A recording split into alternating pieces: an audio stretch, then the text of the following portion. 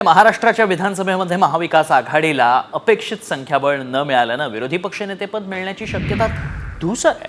मात्र महाविकास आघाडीकडून विरोधी पक्षनेतेपद मिळवण्यासाठी प्रयत्न सुरू आहेत। नेमकं काय घडतंय पाहूया। विरोधी पक्षनेत्यासाठी मवियाची फिल्डिंग। विरोधी पक्षाने घेतली फडणवीसांची भेट।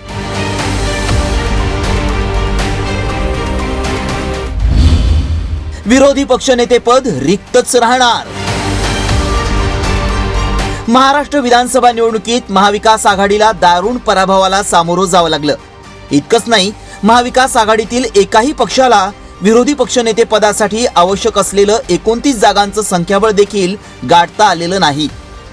मात्र आता महाविकास आघाडीकडून विरोधी पक्षनेतेपद मिळवण्यासाठी जोरदार फिल्डिंग लावायला सुरुवात करण्यात आली आहे। तर महाविकास आघाडीनं फडणवीसांची भेट घेऊन दिल्लीप्रमाणे विरोधी पक्षनेतेपद देण्याची मागणी केली आहे। महत्त्वाचं म्हणजे फडणवीसांनी याआधीच अध्यक्षांकडे बोट दाखवलंय। महाराष्ट्रातल्या परंपरा राहिलेल्या आहेत, त्याप्रमाणेच विधानसभेचं कामकाज व्हावं, त्या पद्धतीचं अपोजिशन आणि सत्ता पक्ष या पद्धतीच्या व्यवस्था बनवून राहिल्या पाहिजेत। म्हणून विधानसभा अध्यक्षपद हे बिनविरोध व्हावं ही आपली परंपरा राहिलेली आहे। दिल्ली याच्यामध्ये 3 आमदार होते भाजपचे, तरी त्या ठिकाणी आपनी विरोधी पक्ष नेता बीजेपीचा तयार केलेला होता आणि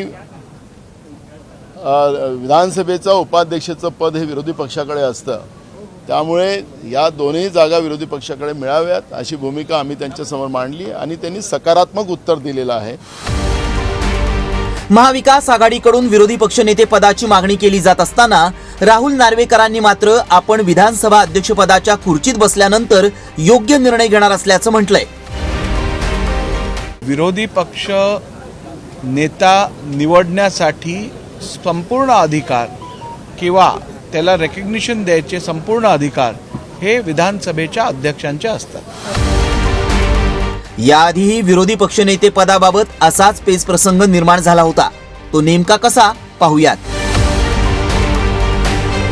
दिल्लीत 3 जागा असतानाही आपनं भाजपला विरोधी पक्षनेतेपद दिलं। 1986 मध्ये समाजवादी काँग्रेसच्या विलीनीकरणानंतर काँग्रेसनं शेकाप आणि जनता पक्षाला विरोधी पक्षनेतेपद सोपवलं। 2014 आणि 2019च्या लोकसभा निवडणुकीत अपेक्षित संख्याबळ नसल्यानं भाजपनं यूपीएला विरोधी पक्षनेतेपद नाकारलं होतं। मात्र महाराष्ट्रात समाजवादी काँग्रेसचं काँग्रेसमध्ये विलीनीकरण झाल्यानंतर काँग्रेसनं शेकाप आणि जनता पक्षाला विरोधी पक्षनेतेपद सोपवण्याचं औदार्य दाखवलं होतं।